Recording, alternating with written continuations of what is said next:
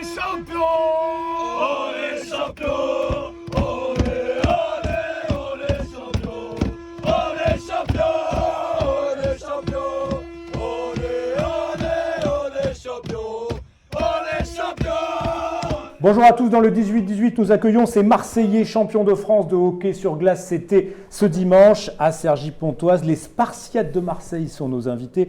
Nous avons Nicolas Déhé, qui est le capitaine, avec la coupe du champion de France de première division qui est là. Nous avons Luc Tardif, le coach. À ma gauche, le président va nous rejoindre dans quelques instants, Jonathan Zwikel. Vous avez achevé une incroyable épopée qui vous a amené donc jusqu'à ce titre de champion de France de D1. On le voit sur cette coupe. Vous avez battu à l'issue du Final Four qui avait lieu ce week-end les Corsaires de Nantes. Et dimanche, vous avez battu Strasbourg sur le score de 5-1. Allez, parlez-nous du match, Nicolas, de ce week-end fou. Vous n'étiez pas favori et finalement, vous êtes allé au bout. Oui, exactement, c'est ça. On n'était pas favori à la base. On jouait de très belles équipes, notamment les Corsaires de Nantes en demi-finale samedi. Voilà, pas favori, c'était plutôt une position qui nous convenait bien. Ça nous a permis de nous focaliser sur notre jeu, de travailler plus dur que les autres sans doute, d'essayer de rester bien focus mentalement pour essayer d'aller chercher un très beau résultat.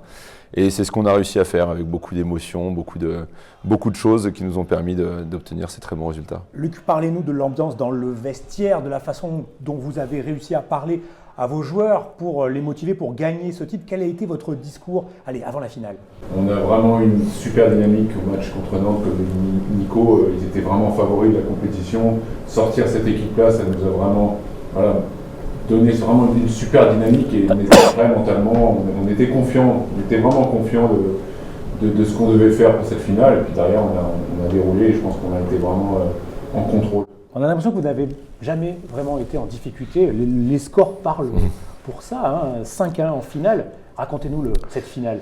Ouais, sur cette finale, c'est pas qu'on n'a pas été en difficulté, mais c'est vrai que mentalement, on était prêt à essayer de tenir le match de bout en bout et c'est ce qu'on a réussi à faire. On est resté tellement concentré qu'on n'a pas forcément, c'est vrai, ressenti le danger de la part de Strasbourg. On savait ce qu'on avait à faire et on essayait de le respecter du mieux possible, sans forcément se focaliser sur le résultat et c'est ce qui a payé au final. Nous a rejoint sur ce plateau Jonathan Zwikel, vous êtes le président, bonjour. Bonjour. Comment exister à côté de l'OM quand on est un club de hockey à Marseille?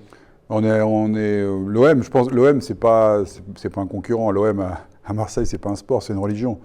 Donc non, nous on essaie simplement de faire notre chemin, de continuer à positionner le club de hockey de Marseille comme un club crédible sur la cité phocéenne. Et je pense qu'on y arrive parce qu'année après année, on a de plus en plus de supporters, de gens club qui viennent nous récent, voir. 2012. Ouais, ça, on a 9 ans d'existence, donc à l'échelle d'une histoire dans le sport, c'est très court.